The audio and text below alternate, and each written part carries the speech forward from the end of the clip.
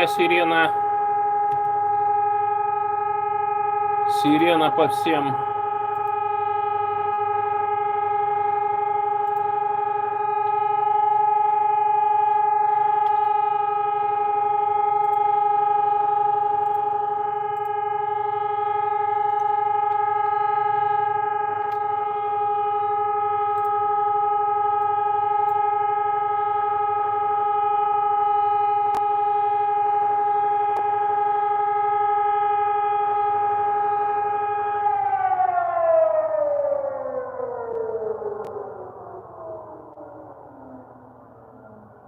Несколько раз в год бывает эта сирена. Сегодня 1 августа 2025 года. Сегодня с вами на волнах МИ радио я, Зуртан Халтаров.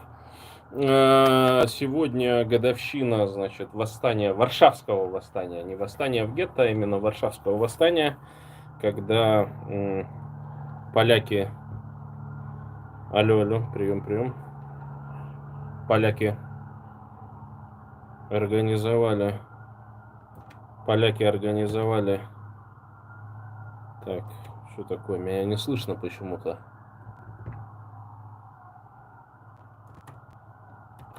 Так, дорогие друзья, прием.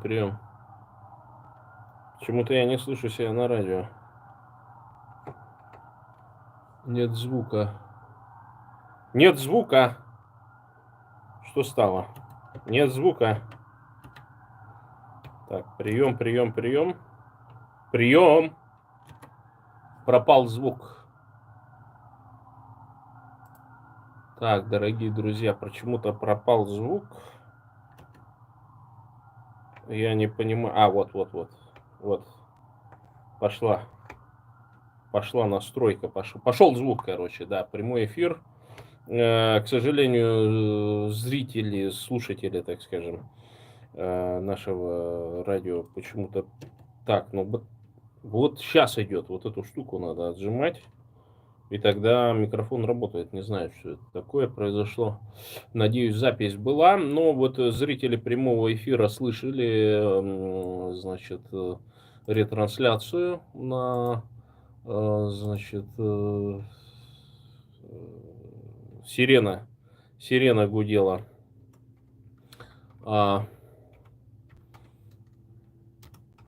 Так, сейчас достоверно прочитаю, что это такое у нас тут. Угу.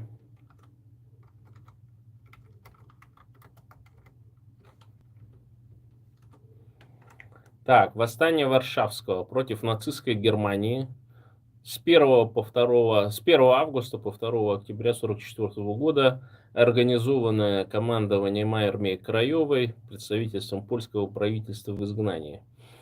К сожалению, было подавлено. Ну, то есть, получается, что советские войска... Висла, да, это вот, ну, я не знаю, как Уда, например, да, вот представляете, речку Уду. И красные войска, они стояли на той стороне Варшавы. Ну, и предполагалось, что вот это восстание, оно должно способствовать тому, что советские войска форсируют, значит, реку. Но таким способом, значит, от немцев можно избавиться. Но советские части неожиданно приостановили, и потом это везде всеми описывалось, что это не был прямой указ Сталина, значит, чтобы ждать, пока это восстание подавится. Ну, то есть, уже тогда были планы у советской власти, где они там территории Восточной Европы захватят, там насадить уже советскую власть. Поэтому ничего удивительного не было, что это восстание, к сожалению, потерпело неудачу. Огромное количество было убито восставших. Более 20 тысяч бойцов польского сопротивления погибло и около 200 тысяч жителей. И немцы мстили, и полностью Варшава практически была уничтожена, кроме тех, значит, зданий, в которых немцы хранили боеприпасы, вооружение там, и так далее. Они, так скажем, уцелели, а все остальное было просто взорвано, в том числе историческое наследие. Ну, вот такая ситуация. И сегодня, в общем-то, память И жители Варшавы, они очень, так скажем, на этот счет помнят, так скажем, помощь, в том числе, в кавычках, советскую. Ну и последующую, безусловно, оккупацию. Так, сейчас пустим.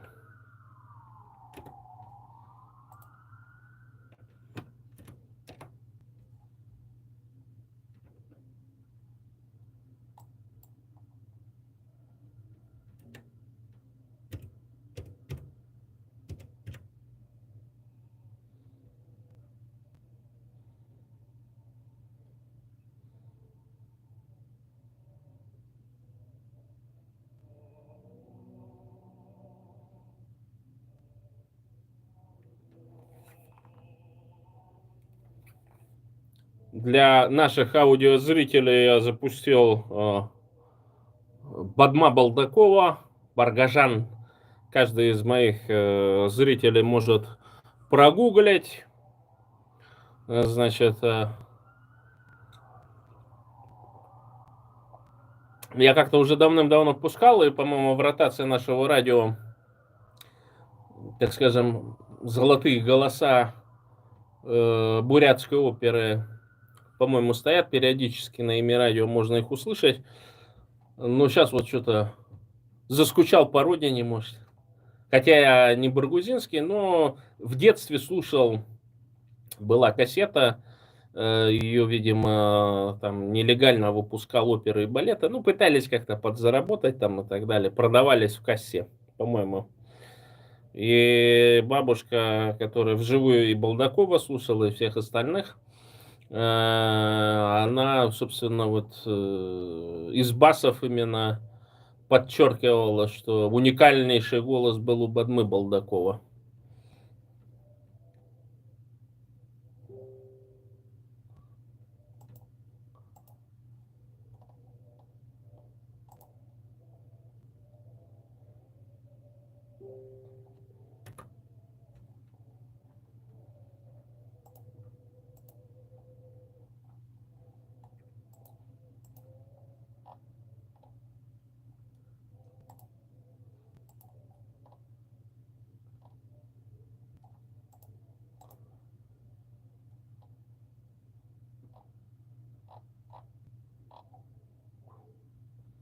Ту-ту-ту-ту-ту. Сообщают, что воздухан стримит. Ну, пускай стримит еще.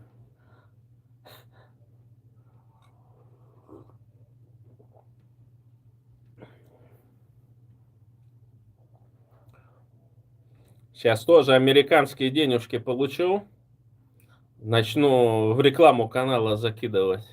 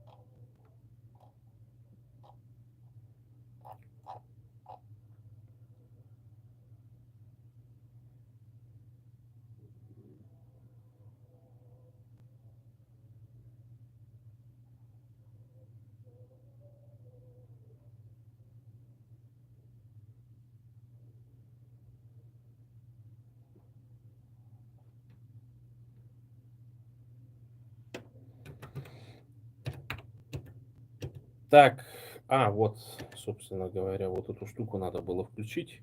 Как раз... Так, сейчас мы немножко... Ну да, правильно. То есть вот эта штука как раз и отвечает за этот. Почему-то она не была отжата. Ну, в общем, ладно, там надеюсь, что все в порядке. Запись идет. Ну и видите, вот я в среду проводил эфир по поводу, значит, вот этих персонажей двух, так скажем, которых осудили синхронно буквально. ну, не знаю, особого желания там где-то было копаться во всяких судейских этих сайтах там нет, решение, скорее всего, не будет опубликовано, но, ну, как-то странно, короче, то есть, что практически одновременно, да, русские суды, ну, там, понятно, Болтатарова, она худо-бедно там журналистка, хотя она в этом пуле давным-давно работала, там на Наговицына, на этих всех обслуживала персонажей, там, и, в общем-то, я помню, на одном мероприятии она очень хорошо о таком персонаже высказывалась. Ресин. Она говорит, вот это такой человек там для журналистики сделал. А Ресин, он выполнял конкретную задачу. Там же ведь дело в том, что как было, вот эта вся региональная журналистика, она еще базировалась. Помните, была такая газета ВНУД «Бурятия». Ну, какие-то государственные вот эти местные, которые еще с советского времени, они там свои собственные типографии имели, значит, собственный штат, местные кадры. И, в общем-то, неплохих журналистов, которые, по крайней мере, литературу русскую читали, бурятскую литературу читали. В общем-то, статьи, они с точки зрения, так скажем, вот, текстов, они были на высоком профессиональном уровне. Ну, а поскольку во что потом эта бедная Бурятия переродилась, там они какие-то перепечатки гнали, там все прочее, все это старело. Естественно, молодежь не шла, ну и там подсуетились в 90-е годы, значит, предприниматели, которые, значит, у которых не было там задачи идеологически обрабатывать, а была задача, ну, просто рекламу продавать за счет того, что просто тупо обеспечивали лучше. Помните, вот этот появился Информполис, да, и они чем стрельнули, что там первая обложка, она была на хорошей бумаге там отпечатана. И цветная. И людишки, вот, которые привыкли к серой к этой макулатуре, да, всякие «Правда Бурятия», «Бурятия», там всякие газеты такие. Тоже еще там несколько газет, помню, какие-то выпускались.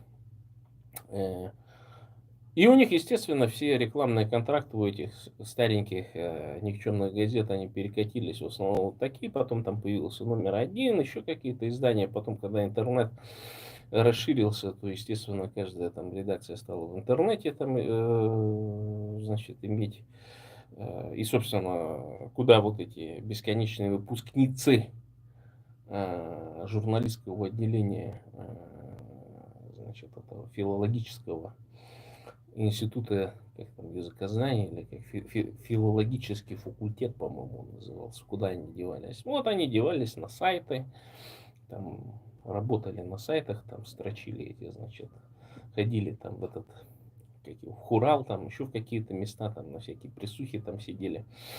Ну и у них там задача была там 5 типа статей в день там накорякать, короче, о чем-то писать, там из пальца выдавливать. Ну, неплохие девочки все оттуда, кто-то там пошел в науку, кто-то там в другие места пошел, короче, кто-то там успешно женился, вышел замуж, вот, так что нормально у них все, да, ну и вот, но вы знаете, ну, чтобы туда идти, вот на этот факультет, да, ну, не знаю, у меня такое ощущение складывалось, что туда вот по остаточному признаку математика, значит, плохо, физика плохо, там денег на то, чтобы где-нибудь на экономический факультет поступить, тоже нет. Ну так, в общем, с социальной, так скажем, классовой точки зрения, конечно, там, ну, учились девчонки, которые, в общем-то, хорошие, но у них родители не прилагали усилий для того, чтобы их дети там, ну, получили какие-то, так скажем,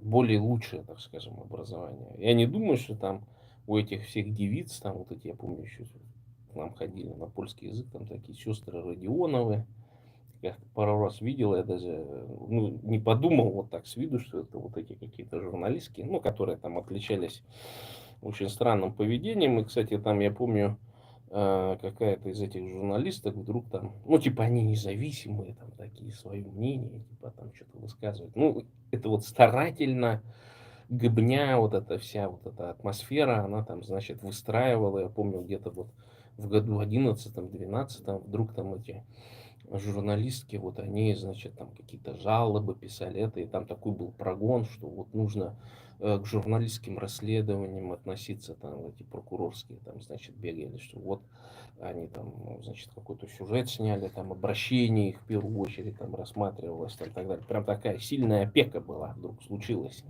Ни с того ни с сего. То они были там вообще какие-то, ну, что, деньги дают, там, пиши, что надо.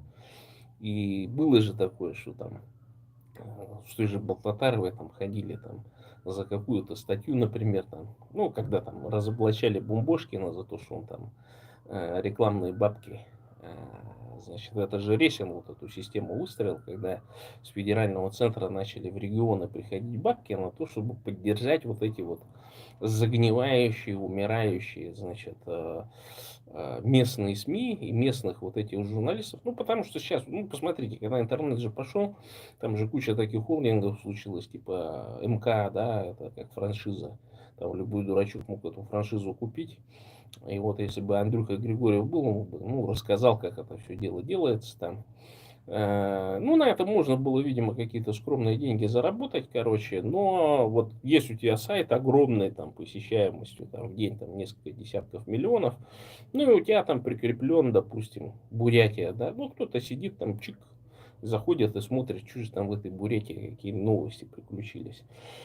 Ну и вот этот Ресин, он как раз сделал так ситуацию о том, чтобы вот эти денежки, ну, они в том числе попадали вот в лапы этих заждавшихся, так скажем, вот этих местных журналистов и так далее. И вот это для меня как бы очень сильный показатель того, как, в общем-то, в регионах пресса, она вообще существовала. То есть они сидели там на голодном пайке. Кто платил, того и пресса была. Вот захотел какой-нибудь местный, ну, не депутатик, просто бизнесмен, так скажем, пойти во власть, короче. Ну, заносил деньги определенные или сам создавал какое-нибудь временное газетку. И потом еще там же деньги давали, короче. Вот, например, Новая Бурятия, она как появилась.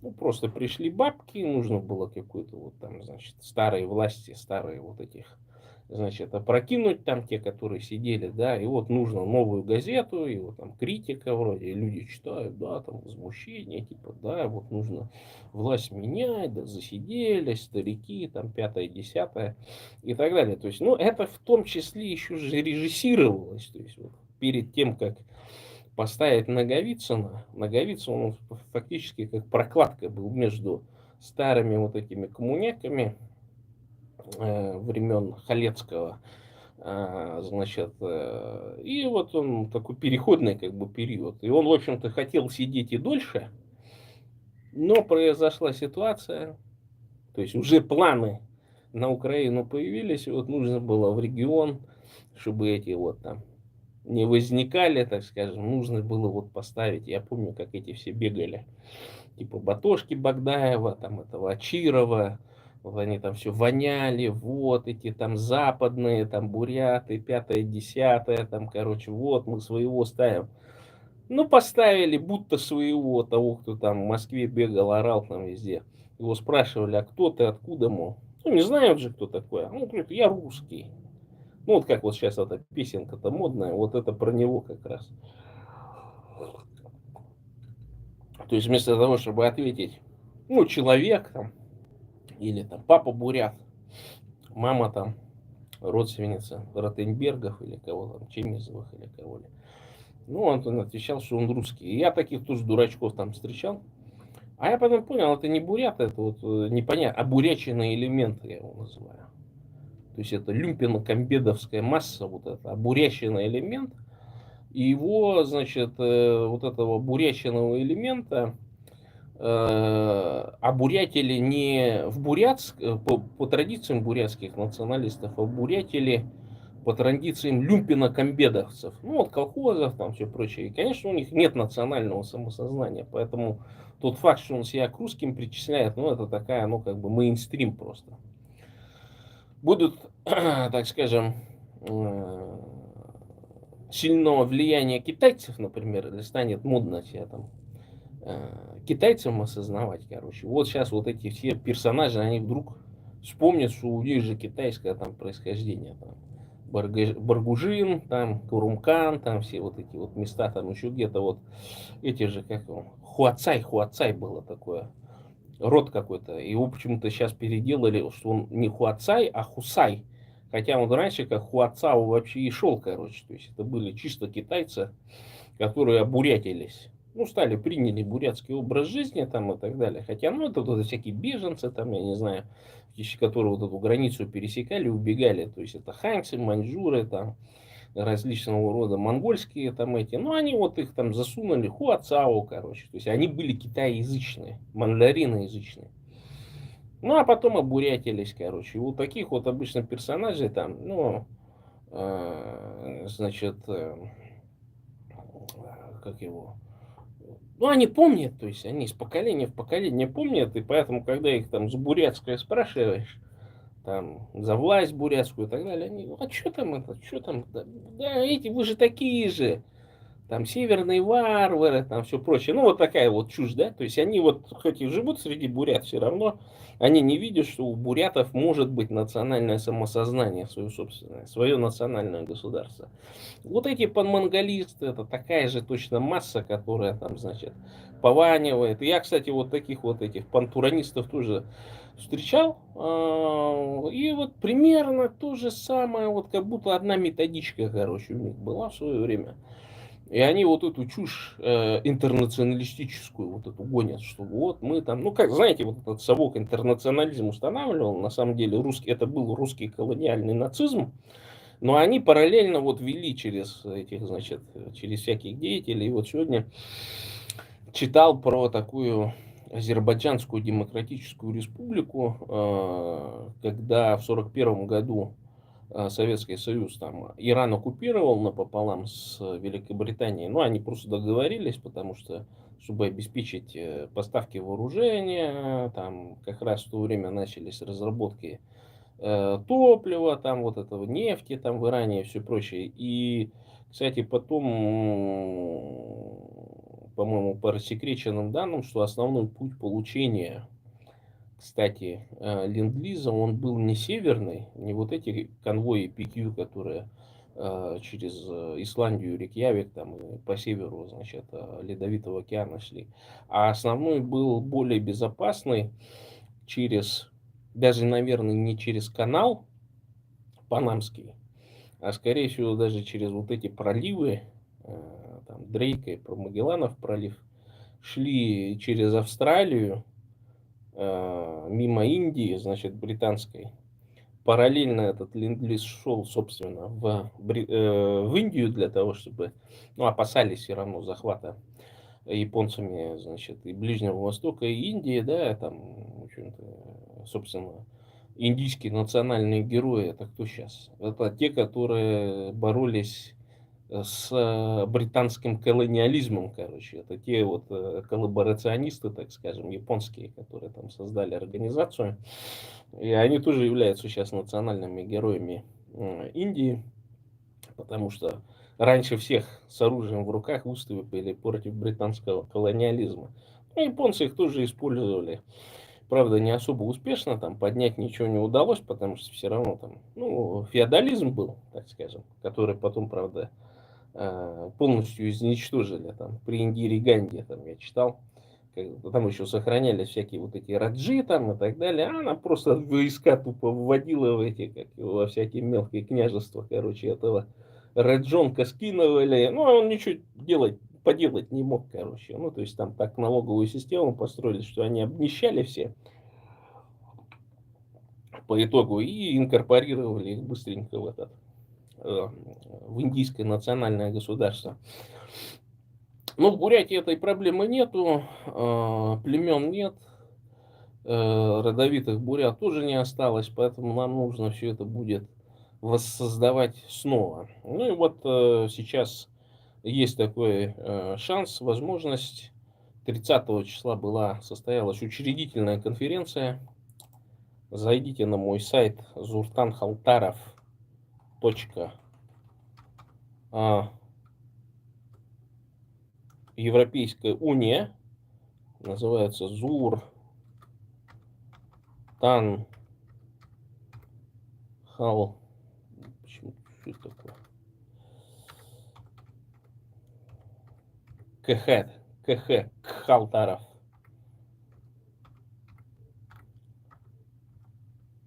.eu.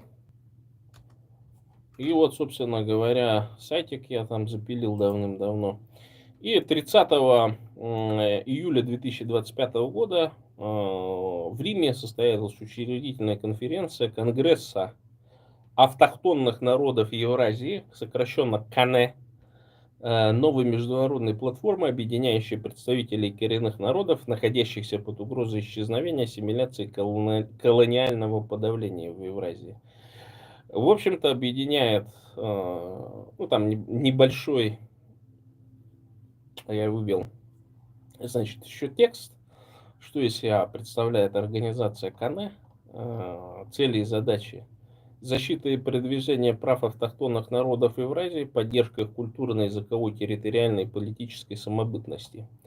Основные задачи: представление интересов автохтонных народов в международных организациях ООН, ПАСЕ, ОБСЕ и так далее, поддержка права народов на самоопределение согласно международному праву, сохранение и развитие традиционных форм самоуправления, культурной, языковой идентичности, поддержка политического участия и субъектности народов, содействие образованию, устойчивому развитию, межэтническому диалогу.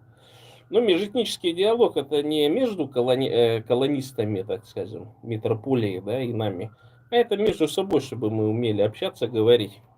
Так. Да, ну и вот, возвращаясь, значит, к заявленной теме, там на обложке, короче, да, вот я как раз и проговариваю по поводу того, что, ну вот, легендирование происходит. И по странному шаблону, то есть у них у всех одинаковая, короче, то есть статейка. И Зуева вот вдруг внезапно она стала вот какой-то там независимой журналисткой. Ну, можно так и про Болтатарову сказать, что она тоже же независимая журналистка после того, как Наговицына выпнули, да? Значит, там же пришел ну, новый состав, и несчастную Болтатарову отовсюду выкинули, короче. То есть там даже вот этот ее сайтик там, за который я там пару статей каких-то черканул, короче, ну, темы нашел там и так далее. Ну, она там, их там, что так пишешь, там, это, что-то там исправила. Ну, и вроде как обещала заплатить гонорар, так и не заплатила, короче. Ну, и вот, и там была статья по поводу рассекреченных документов, которые ЦРУ рассекретила по поводу того, что они собирались 2 атомные бомбы с самолетов бросить на Улан-Удэ. Это вот на поселок Анахой-1, Анахой-2 и на, собственно, на Девиску.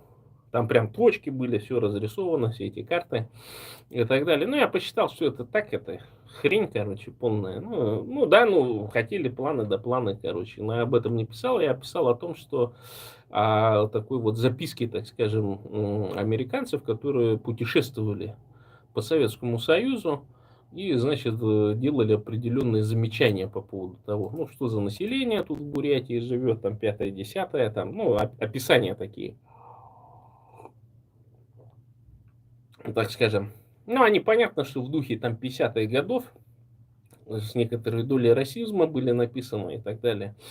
Ну, и там довольно такое своеобразное восприятие было. С другой стороны, вот трудно многим поверить, что еще в 50-е годы буряты сохраняли уверенность и идею о том, что коммунисты долго не продержатся.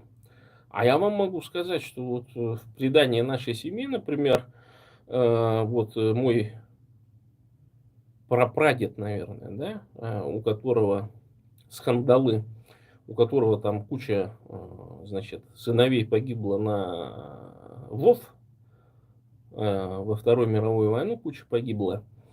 И вот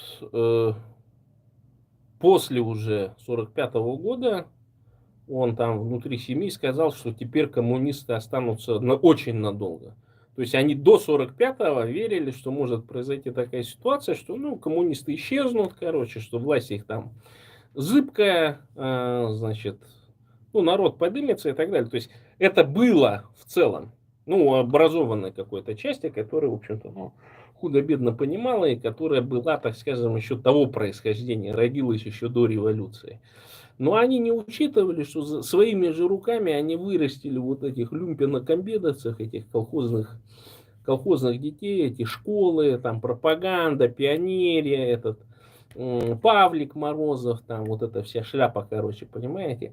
Там же, я помню, значит, читал этих, как их, диссидентов, и они удивлялись, что вот эти коммуняки, там, ну, значит, всякие следаки и так далее, значит, на полном серьезе их спрашивали, а что вы считаете, что Павлик Морозов неправильно поступил? Ну, то есть для приличных людей это было само собой разумеющимся, да, что Павлик Морозов, ну, гнида просто. Ну, шизофреник, больной, аутист, там, я уж не знаю, как их назвать, да, ну, типа Вьюшковый вот такой, представляете, Вьюшкова. Ну, будь совок там, да, и Вьюшкова раз, и вот Вьюшкова, она бы вообще идеально вот в эту позицию Павлика Морозова бы вписывалась, короче. А что, ну, правильно, он же ворует, короче, там. Что-то там оформляет, какие-то делишки там делает вне рамках там социалистической сознательности там или еще что-нибудь. Ну, вот такие вот, понимаете. Я не говорю, что Вьюшкова бы доносно своего отца написала. Ну, вот это что-то вот из этого спектра, так скажем, близкое, да. Ну, или вот другая часть. Это может быть вот типа Хасуева, короче. То есть он тоже бы, наверное, вот попадись в такие условия, он бы это, и был бы у нас этот, не Павлик Морозов, а Женька Хасуев, там, замученный дедушкой там и своими старшими братьями замученный. Ну, кто его знает, может, его и так мучили там старшие братья у него, поэтому травма там осталась большая. Так, что-то на меня какие-то эти, как его, шизофреники подписаны. Что-то это нацист какой-то. Чего никто не банят его. Так. Сейчас временно исключим дурачка. Это, видимо, бот какой-то там. Так. Нет, это сирены, связанные... Сирена это связано с началом восстания. Это годовщина восстания в 1944 году. Варшавское восстание. Каждый год такое происходит. Годовщина и восстания Варшавского, и восстания в гетто Варшавском. Это две разные даты. Погуглите, почитайте. Ну так и вот, и переходим вот к нашим трем танкистам, короче, да. Это вот сейчас вот такие главная такая, значит, тема, да, что вот независимую совершенно журналистку Анку Зуеву, значит, вот сейчас там обвиняют. Дайте-ка я даже погуглю там, что это за статья.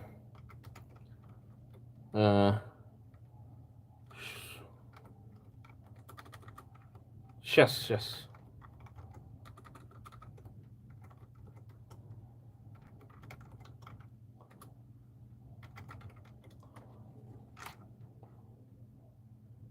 Господи, выдают какую-то Артема Зуева.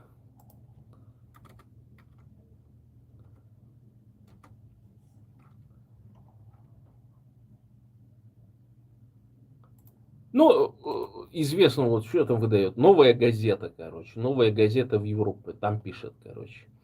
Сейчас внезапно обнаружил, что ее какую-то статью, они, видимо, там с этим, как его, господи, как он называется,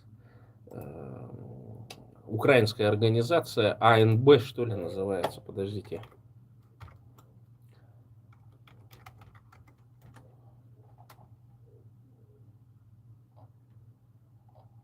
Не АНБ, а что-то другое. Ну, в общем, какая-то украинские патриоты. Ну, туда просто шлешь, короче, и они там публикуют. И вот она пишет, что там вот там. А я такой думаю, а когда Анна Зуева стала вообще независимым журналистом? Потому что, ну, блин, ну, независимым журналистом, чтобы быть, нужно иметь бабки, так скажем, да, то есть, или там, я не знаю, бизнес какой-то, или какое-то наследство, или, ну, там, я не знаю, любовника богатого, в конце концов, да, ну, и можно вот так фронту включить, типа, короче, да. Но это возвращаясь к тому, что как вообще, в принципе, журналистика в Бурятии устроена. Они там, эти журналисты, очень сильно зависит финансово в первую очередь, потому что то есть то, что редактор тебе говорит писать, они зачастую пишут. И, собственно, у них там конфликт, ну так вот, этот, формальный там конфликт, это АТВ. А что это за организация АТВ? Ну, это же ГБшный распил. Это был такой персонаж, который при Наговицыне провернул аферы, связанные с... И кинул бурят, кстати. В основном это бурятские же темы были. Это был ипподром. Скажите мне, там, что я давно в Бурятии не был, что там с ипподромом с нашим с бурятским? Восстановили его, не восстановили? 200 или 300 миллионов рублей оттуда вывел. И это еще были, когда по 30 рублей был доллар. Понимаете, 10 миллионов, от 5 до 10 миллионов он оттуда украл. Потом плюс там было строительство какого-то моста, еще там что-то, короче. Ну и сухим из воды вышел. Ну, может быть, дали ему какой-то срок небольшой. А его сынок в это время на эти бабки организует целое ТВ, короче. Телевидение целое. И там вот этого... почему я говорю, что это ФСБшная, ГБшная контора, короче. Ну, это такая прокладка была, чтобы деньги из бюджета вытянуть. Причем это бабки были федерального центра. Ну и нужно вот такую торпеду заряжают. И там вот у Низовкина была такая же торпеденка, которая, ну там согласна, типа, короче, там подписать все, она типа ее назначили там директором, исполняющим с правом подписи, там все прочее. Ну и по российскому законодательству эта девица молодая, она оказалась крайней, короче. И она где-то в СИЗО в Бурятии сидела, и 5 лет дали, и Низовкина ходила, там кричала, что это политическое преследование, там 5-10. Хотя тут в чистом виде такая мафиозная криминальная система, когда, ну, позвольте, ну, невозможно украсть и не сесть, как говорится, в рашке. И вот есть такие люди, которые, ну, понимают, что, так скажем, возможности легальные у них заработать нет, и потом они исходят из вот этой среды, там, которая еще в советское время, там, дед, прадед, там еще в советское время сидел за всякие махинации и так далее. И они с детства знают, где что сказать, как что сказать, короче, чтобы, ну, срок получить, короче, заехать. Заезжают они, там, живут в отдельных на зонах комнатах, их там с ресторана им еду привозят. Ну, это точно так же, вот как мошенник этот, Мавроди сидел. Там же кто с ним сидел, он говорит, это Мавроди шизофреник, он там 1500 отжиманий, приседаний там делал и так далее. 3 раза ему, короче, приносили еду с этого, с соседнего ресторана, и сидел он там в тюрьме, короче, а не на зону, ни на какую уехал. Ну, то есть, вот грамотные такие вот персонажи, которые, ну, как бы коррупцией занимаются еще с тех советских времен, когда там, ну, за коррупцию, там, за обмен валюты там расстреливали, откровенно говоря. И вот такие вот персонажи в Бурятии, да, ну нету ни с чего этим независимым журналистам быть. Это вот нужно, чтобы Болтатарова, вот она, как чтобы независимой журналисткой стала, она же там, ну, тоже в распилах немножко поучаствовала. Там, я помню, Эрдем Гамбоев, ну, такой блогер, там все пытался ее разоблачить. Я говорю, ну, ты не разоблачишь. Тебе непосредственно нужно от нее получить признание о том, что она там, ну, какие-то фейковые там, значит, торги были, там еще там что-то и так далее. Но только благодаря коррупции. Но, видимо, там либо в ценнике не сошлись, либо там, ну, просто гыбня для подстраховки там еще кого-то готовила на независимого журналиста, да, ну, может, уже Анку Зуева. Ну и, в общем, из-за того, что Болтатарова, ну, видимо, не подошла на эту роль, про нее забыли, там, значит, ну, жила как могла, там, короче, группу свою в Телеграме раскручивала, потом там мошенники у нее какие-то случилось, там квартиру она там не потянула у этого Гударжиева. Я так и не помню, я вроде она меня на новоселье туда приглашала, короче, я там, правда, на этом новоселье напился.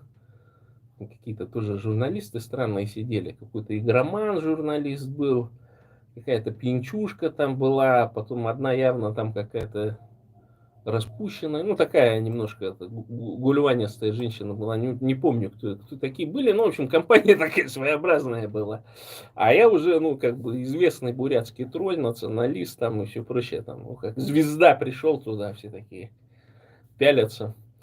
Ну и вот и что-то с ней не случилось, ну не пошло, короче, не пошла у нее движуха, ну и вот, видимо, ее решили там использовать за рубежом, так скажем, в Казахстане сначала, хотя Казахстан это, ну, по всем, вот я не знаю, я пока в Грузии сидел, я там изучал кучу всякой там вот этой шляпы, которую там Харменков, значит, подсунул, там всякие фонды были, список фондов, короче, иностранных под эвакуацию, и там 3 или 4 фонда были связанных с журналистами, типа, короче. И я помню, я, по-моему, Болтатарова этот список переслал, и где-то через несколько месяцев Болтатарова там громогласно, что у нее есть связи с фондами, там, что там, что-то, короче, я такой думаю, ничего себе. Ну, потому что я писал в эти фонды, а там как бы такая стена, короче, глухая. И я понимаю, что вот это фонды, они только для тех журналистов, так скажем, за которыми э, наблюдают с Запада. Ну, то есть, условно говоря, тот же Андрюха Григорьев, мой соведущий, он мог бы от них помощь получить, но вряд ли, кстати. То есть, это нужно было быть вот, ну, в каком-то там первом, значит, там, на которого, у которого, значит, журналист, на которого там с администрации президента там, короче, зуб наточили, например, да, вот того вытащат, типа. А вот таких региональных, ну, у них фактически, ну, что там, они же все понимают, что региональные журналисты, они финансово и, так скажем, по связям они сильно зависят. То есть у каждого там более-менее журналиста, так называемого независимого, есть куратор. Есть свой куратор с этих органов, короче. Так что абсолютно... Так, митинг.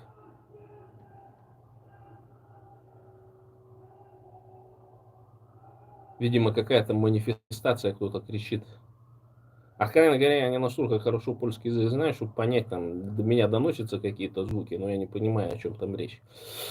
Ну и вот, и тут вот такая ситуация, что и вдруг Анка Зуева в 19 году вот на этом стоянии на площади Забаирова, да, все прекрасно помнят, там куча этих набежала всяких Навальня, там этих, ну, которые готовили уже отъезд через Мексику. Там, я помню, этот приятель этого Дондукова был такой весь довольный, короче. А я же там, ну, уже на протяжении, там, сколько, 10 лет общественным транспортом не пользовался, нигде там не тусовался в этих, ну, люмпинских местах. Э, Ну и, в общем-то, на площадь, я, правда, в тот день, по-моему, я пешком пришел, когда куча народу было. Да, я пришел пешком, потому что мы там договорились поехать на гараж побухать, короче. Ну и типа место встречи это был вот площадь, короче. Приперлись там, я хожу. Ну, естественно, меня узнают, короче. Алтаров, там типа, о, там, здорово, здорово. Ну, это такое, явно я где-то переехал, короче, в каких-то там спорах. Они же там все эти хитрые же там сидели все под фейками там и так далее, короче. Ну, на той же головаре, когда я там со всеми срался, короче. Ну и вот, и естественно, они так увидели, о, как звезда, короче. Ну, я такой приободрившийся ходил там как раз. С девушкой тоже с одной познакомился. Тоже подошла, ой, это вы же Зультан Халтаров, короче.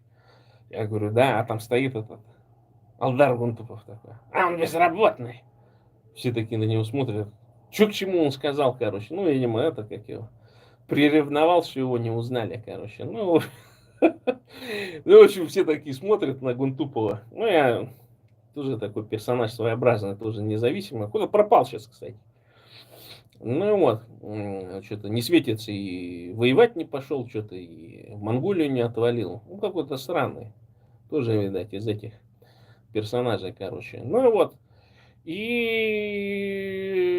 конечно, в этом отношении, то есть вот для Болтатаровой это, наверное, самый лучший вариант, что она отвалила, уехала сейчас там во Франции и убежище, и условия. Ну, там, видите, во Франции, короче, я узнавал у чеченцев, короче, с чеченцами разговаривал. Ну, они как-то, я так спрашиваю, что там, говорю, как там ситуация. Ну, он говорит, вот с семьей очень хорошо, там и дом дают, и пятое, десятое. Потом я там с РНЦном разговаривал, Дуаулян, что-то куда-то он пропал, снизил политическую активность тоже.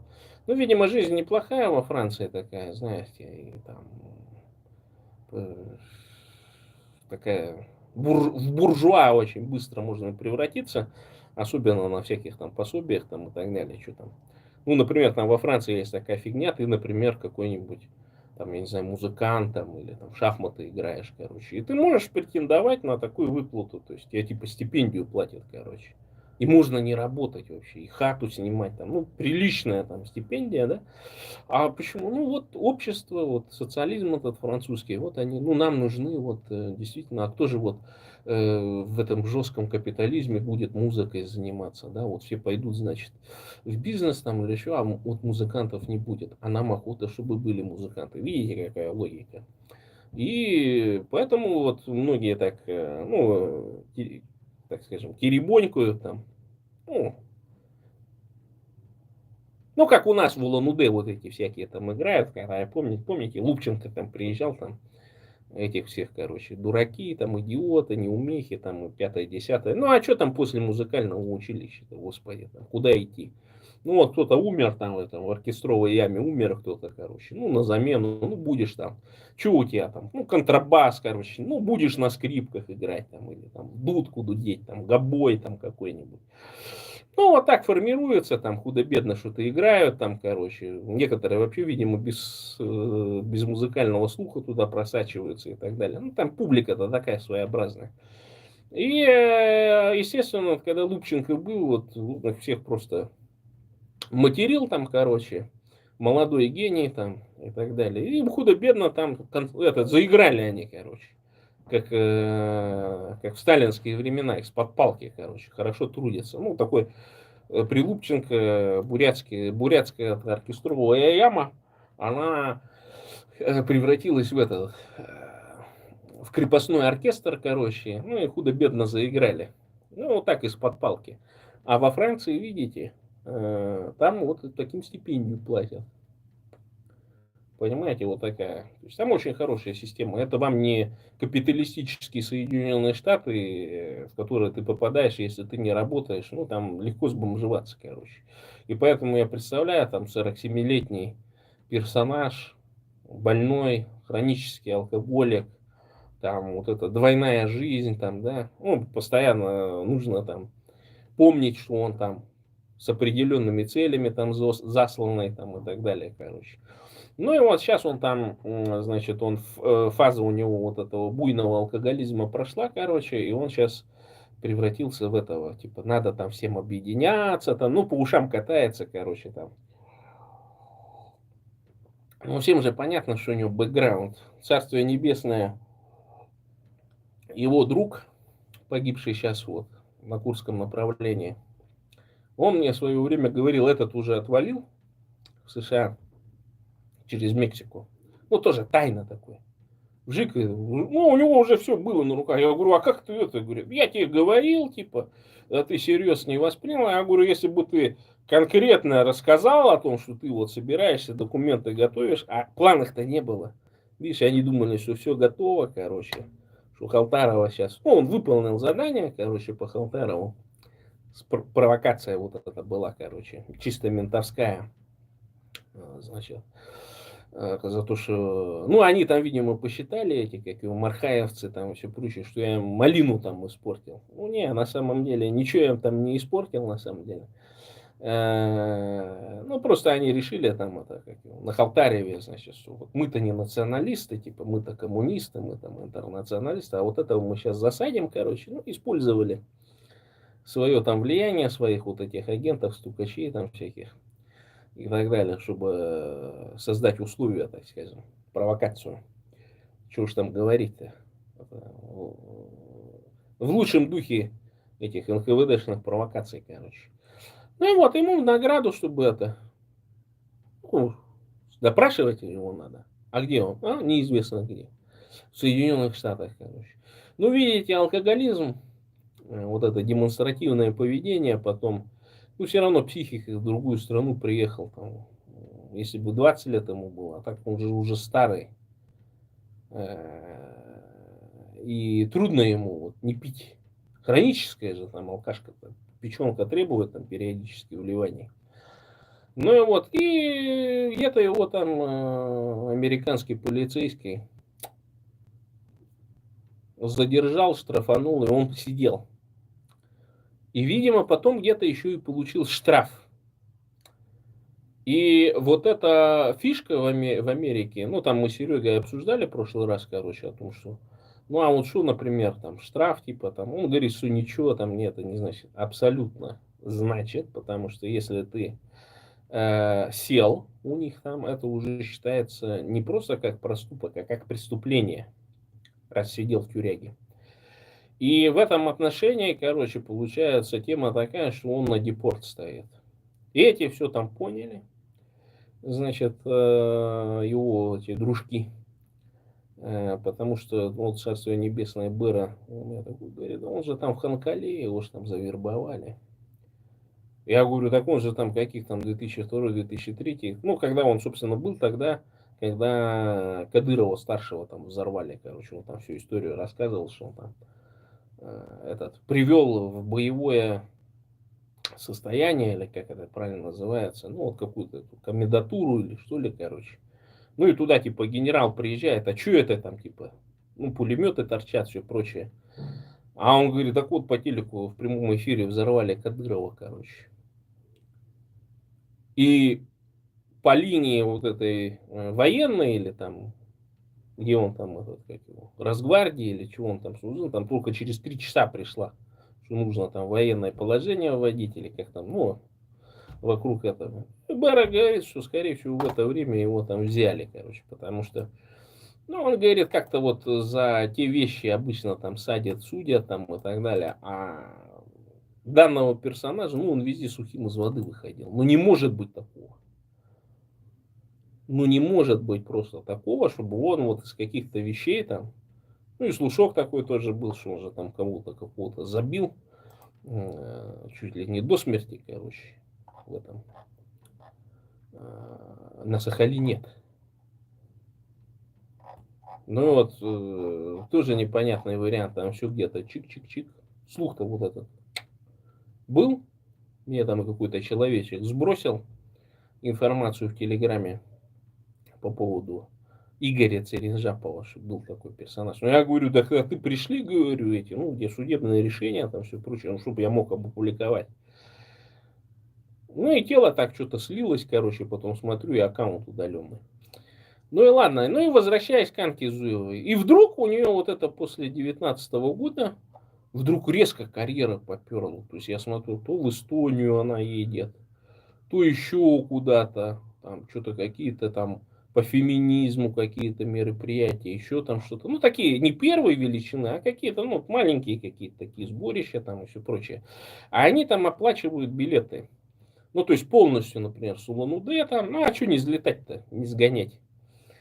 И я такой думаю, ну что-то как-то Анку так вообще здорово начали раскручивать. Еще тогда я понял, что там что-то нечистое, короче. Но я думал, что ее готовят. Тогда же была такая тема с этими, с всякими женскими там движениями, короче. Они там все, вот эти вот сумасшедшие, ненормальные эти бабы-то есть, которые там, ой, там, значит, чеченцы там что-то каких-то там этих воруют, да, они там эти пропадают, там, да вот там обрезания какие-то делают, там еще там, ну, чушь какую-то про кавказских там женщин вдруг начали. И у них, видимо, было такое же, чтобы вот там про Тыву начать говорить, короче, что там эти варвары, патриархат, там, ну, вот эту всю чушь, короче. Потом там какие-то видео начали снимать тоже, короче, про... И это абсолютно кадры, вот, которые это все дело проводили, это чисто про-русский, это такой white fashion, короче, чисто колониальный такой феминизм, так называемый, знаешь, у вас там культуры нету, вы там отсталые, а вот мы русские там Наташки, короче, это вот, ну, предел мечтаний для какой-нибудь бурятской женщины и так далее. Ну, то есть пропаганда блядства, я это так называю, пропаганда русской проституции, короче, чтобы наши женщины не становились там докторами, профессорами наук, там боролись за права бурятской нации там и так далее. Оно, чтобы вот как морландихи были, как вот эти карлицы всякие там и так далее. Ну, такие вот распущенные, вот это вот, все вот это, вот эти всякие там непонятные бесконечные там половые связи, там вот это, ну, все чушь вот эту. Ну, Наташками, короче, становились, да, я называю это наташификация. А вообще, ну, еще давным-давно, когда еще со времен Головари я такой тезис выдвинул, что русификация по бурятам идет методом быдлификации. То есть нас старательно превращают не в пролетариев, а в быдло. Вот, в самое, что ни на есть русское быдло, с такими же точно нарративами, желаниями там, и так далее. И вот обостряется это все. Это специально через всякие там систему, значит, вот этих всяких юмористов, этих говенных, там, всякое вот это кино, вот это всякое примитивное, которое там в Бурятии или еще где-то снимается, да, вот это житуха, бытуха, вот это вся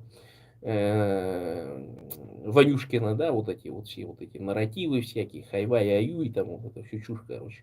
Для чего все это делается? Для того, чтобы не внутри Бурятии не дать сформироваться национальному ядру.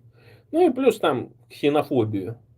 Вот это вот мы там настоящие буряты, хори-маньчжуры, например, да. Эти там тоже заявляют, какие-нибудь там эти курумканские, бургузинские, что они самые-самые настоящие буритосы, короче. Там есть такие еще поклонники шэнхэнских буритосов, короче, там, что ой, там эти, там сохранились. Есть вот эти панмонголисты глупые абсолютно там. Да нас же много, нас это. Да я говорю, да как много-то надо, вон бери любую бурятку, размножайся с ней, вот тогда будет много. А так мечтать о том, что кто-то там размножится, кто-то придет, спасет там, короче, да не получится такая ситуация никогда. Ну и вот, и вот эта вот ситуация, она показывает, что на самом деле, ну, нет возможности внутри Бурятии сформировать национальное ядро. И вот мне сейчас вопрос один задали в интервью. А что это вы так тупите за диаспору и так далее? Я говорю, а как? А где нам еще формировать бурятского националиста, кроме как за рубежом? Понимаете? Где бурятского патриота, кроме как за рубежом, на хорошем выпасе, так скажем, да, условно говоря, на хороших пастбищах? То есть, когда бурят сытый, он тогда начнет думать о каких-то глобальных вещах. А пока он нищий, ну вот это, помните, там я какое-то интервью был, тоже там, стрим там и так далее. Ну, кто на меня подписан был, ну, есть такой головарчик, там, короче, подручный этого БНДшки, короче. Ну, он попал под влияние, там, пить начал, алкоголизм, он в Сакраменто живет такой. Там что-то тоже там поддался влиянию, там куда-то поехал там с какими-то евреями работать, или там с украинцами, или непонятно. Ну и в итоге опять вернулся там машины чинить. Ну, потому что, видимо, мексиканцы многие повыезжали, короче, и сейчас там, ну, вроде неплохо в этой области можно зарабатывать. Но это все равно такая, не ученый же, конечно. Ну и вот, и он там говорит, ну да, там типа, конечно, где же мне там было в Бурятии думать о национальных вещах. Ну, деньги надо было зарабатывать, нищий был. Ну, конечно, то есть, если родители не позаботились о тебе, да, то есть 18 лет, там, 16 лет выпнули, там, иди зарабатывай, конечно, какие у него, все у него будет, он социально близкий будет русскому Будде. Русификация через быдлизацию. Через низкие зарплаты, через отсутствие системы. У бурят национальной взаимоподдержки, через отсутствие коррупции тотальнейшей, которая должна быть. Весь бюджет Бурятии мы должны управлять, буряты. Вот я сейчас вот смотрю сейчас, да, а что происходит? Одни коррупционные дела против бурятушек идут. И тут это явно националистический момент. Не хотят, чтобы буряты из бюджета что-то имели, короче. Понимаете? А без национальной идеи, без того, чтобы понять, что даже вот этот бюджет, это все наше. И ресурсы, которые русня эксплуатирует, это тоже наше. Мы с этого должны получать. Вот этого нету. Надеюсь, сейчас там 4-5 тысяч этих алкоголиков, девиантов придут. Ну и со стороны этих местных чиновников, региональных и так далее, пойдет обработка. Надо им методички давать читать. Надо, пора брать. Ванюшек отодвигать от этого от всего. Все наше брать. Предприятия брать под контроль. Горнодобывающую, горнообогатительную. Урановое месторождение обложить налогами и соком, короче. Золото. Вообще оттуда отодвинуть всех вот эти там кавказцы, там еще кто-то там занимается. Тоже это все надо под контроль брать. А для этого нужно мафию. Мафия. Амерта. как в клане Сопрано, короче. И вот в этом отношении, конечно, ну нет возможности там, значит, каким-то независимым журналистам в Бурятии появиться. И вот сейчас вот смотрел, я крайне мало смотрю чужих этих блогеров там и так далее, и гляжу, короче, что у Анки, значит, Низовкина выступает. И самое удивительное, ну я же знаю, что Низовкина, ну если она получила адвокатский статус и может по уголовным делам работать, но я Надежду Юрьевну поздравляю с этим, но я более чем уверен, что она не получила ничего, но каким-то образом оперирует документами из суда и из следствия по уголовным статьям.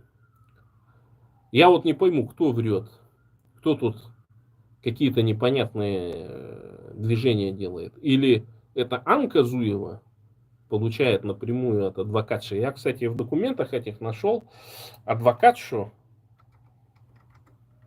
Ее зовут Жаргал. Так, сейчас. Я где-то ее искал. Жаргал. Адвокатша.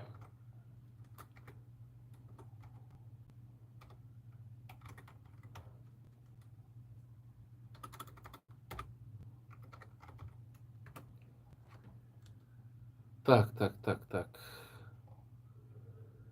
Яженова Жаргал. Короче. Яженова Жаргал. Сейчас, подождите. Что это за чушь тут выскочила?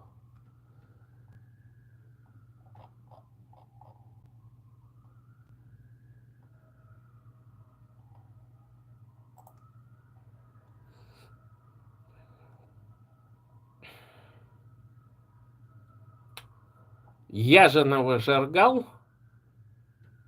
Слышите меня? Яженова Жаргал. Город Улан-Удэ, поселок Сток, дом 36, квартира 1. Регистрационный номер 04/406. Действующий статус. Наименование адвокатского образования. Яженова Жаргал, адвокатский кабинет. Телефон 8. Записывайте. 914 053 36 22.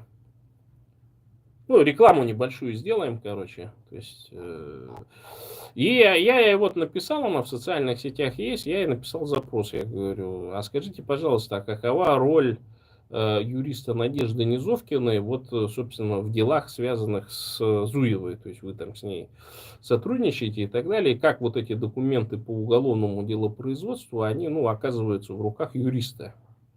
Но я понимаю, что у Низовкиной есть доверка, короче, от Зуевой, например. Ну, такая же доверка, я не знаю, по-моему, она еще и не истекла, есть у нее от меня. Да? Поэтому, собственно говоря, вот,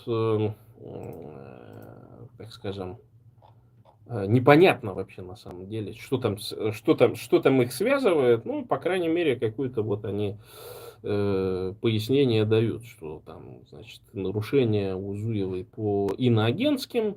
Ну, иноагента она получила из-за того, что сотрудничает с фондом «Свободная Бурятия», который до этого тоже то ли нежелательная организация, то ли иноагентской организации объявился, да. Ну и вот смотрите, такая вот история, что я думал, что Анку Зуеву готовят, ну, на какое-то там, я не знаю, местное там, типа, ну, знаете, как витрина такая, что вот посмотрите, что вот там клевещут на нас, там эти всякие западные там фонды правозащитные, там, что типа там Путин везде все контролирует, а вот у нас же есть, ну, плеяда независимых журналистов, и вот Анка Зуева там занимается проблемами там этих женщин, короче, да, там, что вот у бурят там патриархат, там, короче, каких-то баб колотят там, в общем, там права человечка нарушаются, вот эти старые традиции там и так далее. А для чего это все делается?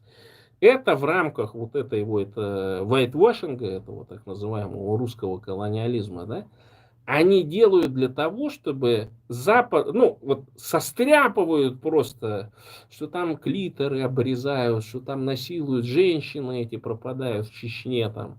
в Дагестане, там еще там что-то, пятое, десятое, хотя, ну, общаясь с кавказцами, понимаешь, что там, ну, современный мир, там, и женщины такие же современные, так скажем, делают какие-то косметические операции, ну, кому-то больше отрезали, кому-то меньше, ну, нравится им. То есть никто их там на силу это не заставляет, короче. Ну, может, один случай там на 20 тысяч, на 100 тысяч. Но это так преподносится, что как будто бы мы в какой-то Африке живем, короче, что вот по уровню развития это вот там Сомали какой-нибудь, значит, там какой-нибудь Судан южный, короче, там прав нету никаких, мрут там тысячами. Но мы, типа русские правозащитники, делаем все, чтобы вот их, значит, оттуда со средневековья выкинуть, типа.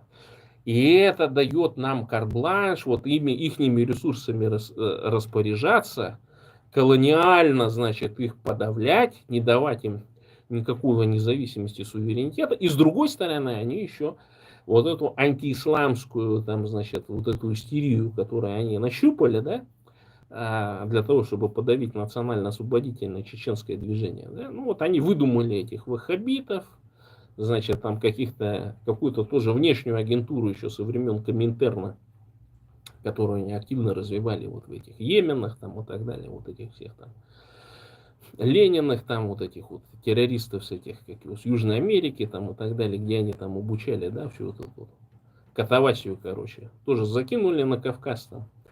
Деньги также через какие-то арабские фонды привели. Я же говорю, что вот эти вот всякие фонды типа Free Russia Foundation, там, Свободная Бурятия там, и так далее. Мы же не знаем, кто их финансирует. Нам-то это подают, что это американцы, там какие-то деньги, что-то там дают и так далее. А я говорю, а кто в Америке-то эти деньги завел? Сколько денег русские всякие вот эти олигархические фонды потратили через лоббизм? Да, может быть, они из фондов каких-нибудь USAID выделены и так далее. Так, а сколько денег, извините, с USAID они поделили в 90-е годы? Там же вот этих американских профессоров взяли, что они там с Гарварда 200 или 300 миллиардов вытащили себе. Коррупция на развитие демократии. До Бурятии вот не дошли. И карлица поэтому молчит тихенько там, ну потому что там что-то ездила в США там от этих, от всяких, от москвичей, которые занимались там типа на демократию там, ну копейки какие-то бросали на Бурятию, и вот эти дурачки там ездили и думают, что они там это, успешно демократию в Бурятии построили, 3 отчета послали там каких-нибудь вшивеньких. А по факту, когда бурятской нации потребовалась правозащита, ну только одни были. Типа этой, как его. Ну, то только тоже своих вытянули. Всяких там ЛГБТ там и всякую вот эту, ну, шляпу, короче, которая и так может без проблем там написать там хельсинскую группу, короче, в мемориал и выкатить. Там даже гранты какие-то огромные есть для того, чтобы эти ЛГБТ-персоны, так скажем, с Бурятии, с других регионов сваливали, там гуманитарные визы получали. Собственно, немцы почему эти гуманитарные визы отменили? Потому что в начале войны вот эти все фондики, там начался непотизм. Начали вытягивать родню всю свою, все этих московских вот этих безумных этих всяких интеллигентишек там и так далее, всякую вот эту шляпу, короче. Плюс ценник был. Ну, а немцы что, ну, дают, потому что доверие есть такое понятие, да, в Европе там и так далее. Ну, давали.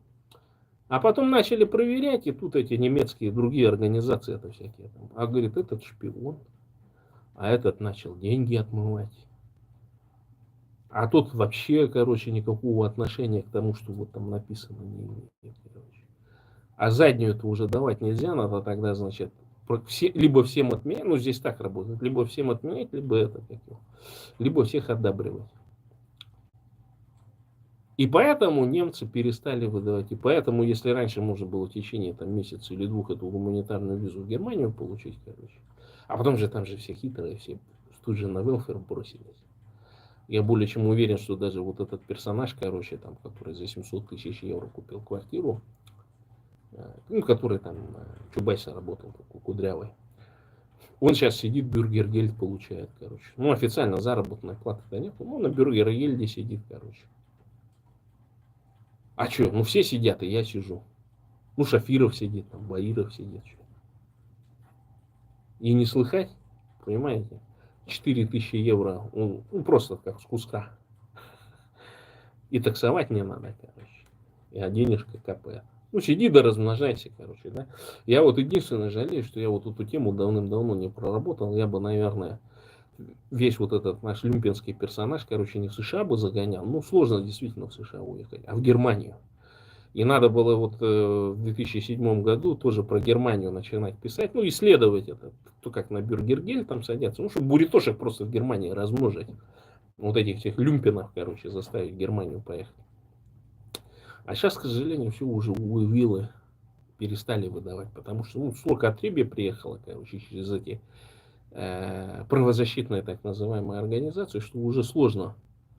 Ну, уже немцы понимают, что там, ну, экономика не потянет, короче. Уже сейчас в этом году или в прошлом году они столкнулись с тем, что немцы, ну, видя, что правительство там, ну, деньгами-то разбрасывается, короче, уже начали это налоговые всякие схемки проворачивать. Если раньше они там при бабушке Меркель, короче, ну, планирует, допустим, 1 триллион евро получить, немецкая налоговая, а они вдруг получают 1 010 000 000 000, короче. То есть они не ожидали, что еще 10 миллиардов налогов немцы доплатят. А сейчас немец умный стал, сейчас, короче, он... А что я буду платить эти налоги, которые не пойми кто проезд, короче. А эффект от них я получу только через 30 лет. Ну и поэтому немцы начинают тоже использовать эти всякие серые схемы, меньше налогов платить и так далее. И так может случиться, что Бюргергельд всем отменят, ну или какую-то другую систему введут. А там уже будет все по-другому. Поэтому вот такая вот ситуация.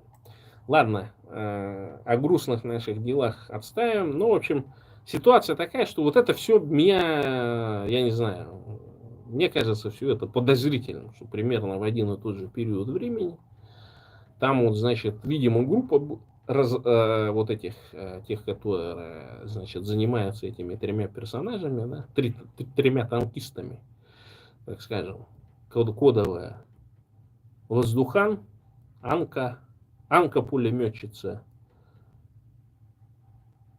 и Болтатарова. Вот так и оставим. Журналистка, короче. Вот эти три персонажа, короче, они сейчас... Ну, там еще 4-й персонаж, там есть мерзкая карлица. На нее тоже там заведено по 280 статье. Но там, опять же, они же сдали там своего какого-то поклонника, так скажем, сторонника РХТ какого-то деда. Его то ли осудили, то ли чули, я так и не понял, информации о нем крайне мало, да? Поэтому, ну, тоже наблюдаем. Ну, тишина какая-то. Но он вроде, если сторонником признался, так что его там это замазывать-то? Имя, фамилию, студию, кто такой? Деньги будем слать, в конце концов. Собирать, он же теперь политически заключенный. Понимаете? У нас же полно политических заключенных. Но я надеюсь, что Анка там, независимая журналистка, короче, Болтатарова, Воздухан начнут деньги собирать через какой-нибудь фондик, типа Свободная Бурятия или там через каких-нибудь инфо-цыган, потому что у нас огромное количество сейчас среди бурят политических заключенных. Да, их там всякие русские фонды их не признают, потому что они хотели воевать на стороне вооруженных сил Украины. Или попались на какую-нибудь ФСБшную провокацию. Ну, простые, обыкновенные люди. Это вот этот писатель Зариктуев, по-моему, у него фамилия. Это Будаев. Там еще есть огромное количество людей с бурятскими фамилиями, значит, в списке террористов-экстремистов. Так что есть нам чем заниматься, как говорится. И вот, собственно, мы поэтому и организовали Конгресс автохтонных народов Евразии, да. Ну, название широкое, потому что я вообще считаю, что вот эта идея, так скажем, об образовании, о образовании союза между тюрками и кавказцами по созданию второй Золотой Орды, да, она должна сейчас мейнстримом стать. Понятно, что без участия, без административно-правового, так скажем, влияния бурят, монголов там различных и так далее, трудно будет Золотую Орду построить. Ну, какого-нибудь Чингизидика мы найдем, формально попросим его, чтобы дал нам благословение, короче, на эту деятельность, да. И надо брать Москву, ставить ханом второй Золотой Орды какого-нибудь кавказца грамотного. Вот уже сейчас одного готовят там в Чечне. Поэтому надо вот эту идею, да, от этого регионализма избавляться. Казахам тоже, казахов много, размножаются. Там надо усилить эти работы. И вот это вот сочетание между кавказцами и так далее, они должны, вот, реальный шанс. Конечно, там все посмеиваются, что шутка, типа, и так далее. Но видишь, это вот для русских такой тоже вариант, да, сдвинуть в область, ну, так скажем, зачем там об империи думать, так скажем, да? Зачем там о Бурятии от Енисея до Амура думать, короче. Ну, не надо. Сидите там в своей Бурятии, сидите там в своей Сахе, или там Башкортостане и так далее. Я вот смотрю на тот же Габасова, например, что-то там какие-то коридоры, что-то это. Да это же все ваша земля башкирская. Ну вот, там это, мы в рамках Башкирии, там что-то это. Да в рамках Башкирии вы не разовьетесь, ресурсов просто не будет. Жизненного пространства, условно говоря, не будет. Поэтому надо шире думать, короче. Надо как бы взять все это дело. А русские, они привыкли под чужими жить, под чужим управлением. Ну и под чеченским управлением будут жить. С чингизидским, бурятским влиянием. Ничего страшного. А вы каждый день с утра молитесь. Как молитву произносите. Бурятия для бурят. Бурятам бурятскую власть. Бурятия от Енисея до Амура. Только так и не иначе.